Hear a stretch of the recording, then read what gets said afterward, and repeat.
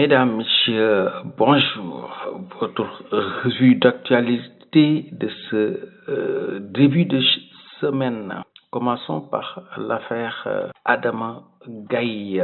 La coalition Gox Yu Bess appelle les autorités au respect strict des droits du journaliste. Gardé à vue pour diffusion de fausses nouvelles dans le cadre de l'affaire du défunt ministre Mamadou Moustapha Ba, le journaliste de renom Adama Gaye peut compter sur le soutien de la coalition Gox Yu Bess.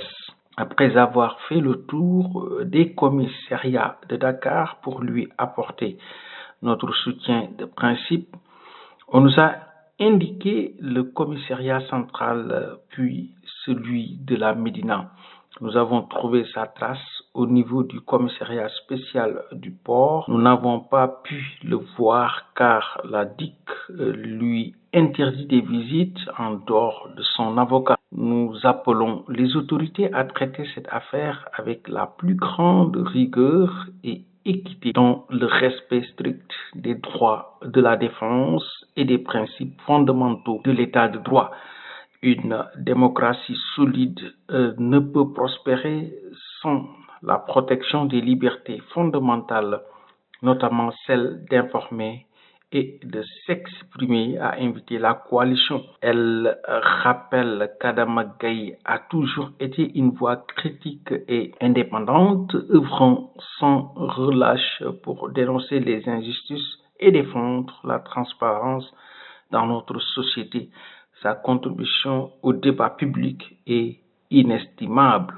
Autre cas d'enfermement, l'arrestation de Moustapha Diakhaté. Thierno Bocoum exige sa libération immédiate. Les leaders politiques de l'opposition ne comptent pas croiser les bras face à l'arrestation de Moustapha Diakhaté.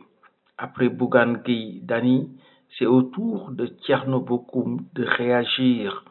Sur sa page X, Thierno Bocoum a fait un post pour exiger la libération immédiate de l'ancien président du groupe parlementaire Benno Bokk Yakaar. La victoire du PASTEF n'est pas un blanc-seing pour s'en prendre à la liberté d'expression au Sénégal. Moustapha Diakhaté doit être libéré sans délai ni condition à partager le président du mouvement Agir. Rappelons que Moustapha Diakhaté a été placé en garde à vue le vendredi 22 novembre après avoir été entendu par les enquêteurs de la division de la criminalité pour insulte par le biais d'un système informatique envers un groupe se caractérisant par son origine nationale. Ousmane Sonko au nouveau député du PASTEF, l'Assemblée nationale doit enfin être rehaussée au niveau qui devait être le sien depuis longtemps dans le cadre du renforcement des capacités de ses élus. Le PASTEF a organisé un atelier à l'endroit de ses nouveaux députés. Durant 3 jours, toutes les thématiques relatives à l'Assemblée nationale, de l'installation du bureau aux organes de l'Assemblée nationale en passant par la loi de finances, le contrôle de l'action du gouvernement et la haute cour de justice ont été abordées. La cérémonie a été présidée par le président du parti au pouvoir qui a exhorté ses nouveaux élus à être des députés du peuple afin de mériter la confiance de ceux qui les ont élus. Si on a fait ça, c'est pour mettre l'accent sur l'importance que nous accordons à cette institution qui me semble être centrale, qui est le poumon de la vie démocratique du pays. C'est pourquoi j'avais d'ailleurs dit dans le débat qui avait été agité sur le statut du chef de l'opposition, c'est la représentation parlementaire qui, en principe, doit déterminer le statut du chef de l'opposition parce que le débat politique se tient de manière continue au-delà des élections à l'Assemblée nationale. Nous considérons que l'Assemblée nationale doit enfin être rehaussée au niveau qui devrait être le sien depuis très longtemps, indépendamment de la convergence des identités politiques. les colorations politiques de l'Assemblée nationale et de l'exécutif a soutenu Ousmane Sonko. Le dimanche 17 novembre 2024, le PASTEF a perpétré un véritable massacre électoral en raflant 130 sièges. Les 165 en jeu, Ousmane Sonko et les membres de sa liste ont en effet engrangé 1 991 770 voix, soit 54,97%, suivi de Takku Wallu APR PDS 531 466 voix, soit 14,62%. Cependant, comparé à la présidentielle de mars dernier, le PASTEF a régressé de 442 981 voix. Invité de l'émission Objection de ce dimanche sur Sud FM, l'ancien président du groupe parlementaire Yewwi Askan Wi, réélu sous la bannière de PASTEF, Ayib Daffé a analysé les résultats qui, au contraire, selon lui, dévoilent une montée en puissance. Ces 442 981 voix perdues entre la présidentielle et les législatives soit liées au taux de participation et à l'importance que les Sénégalais accordent à l'élection présidentielle, qui est différente des législatives, analyse-t-il d'emblée.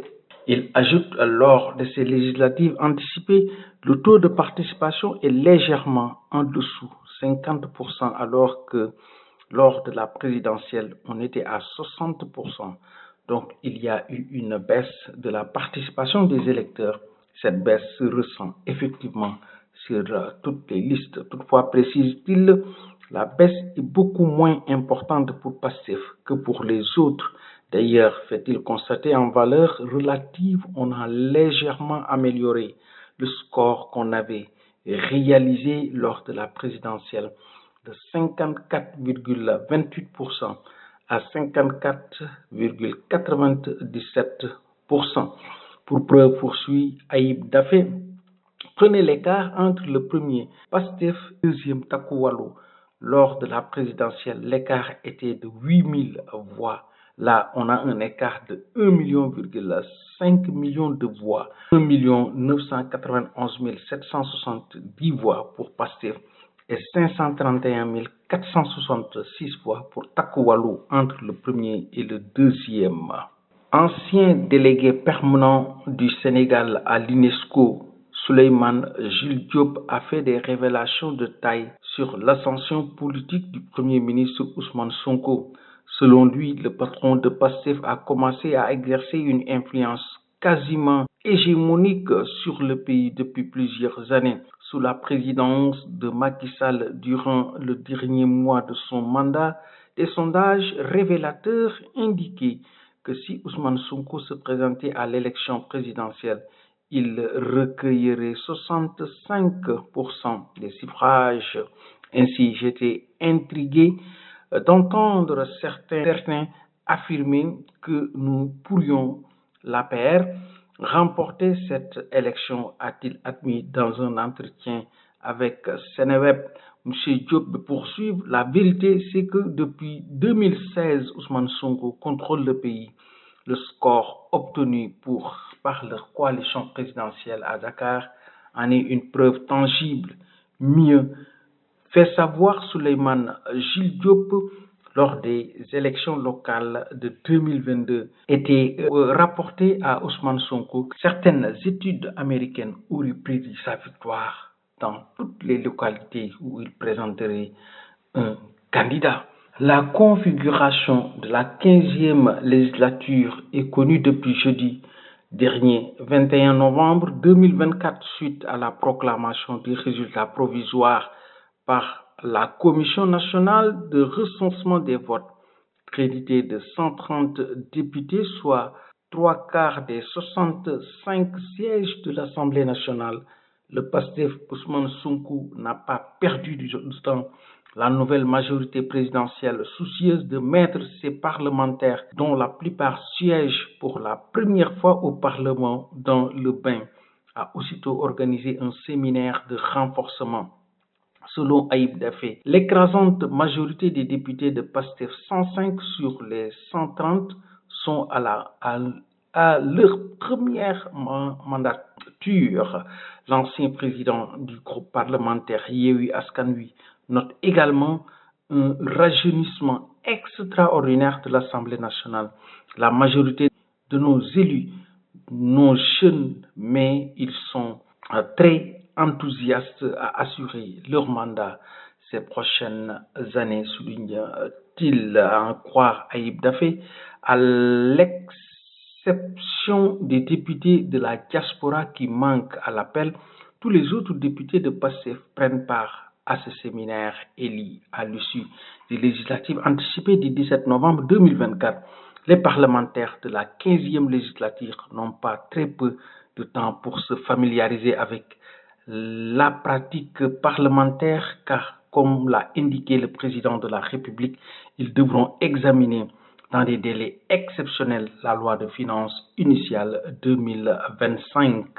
C'en est tout pour votre revue d'actualité que vous suivez sur votre chaîne préférée Référence TV, la chaîne qui vous livre la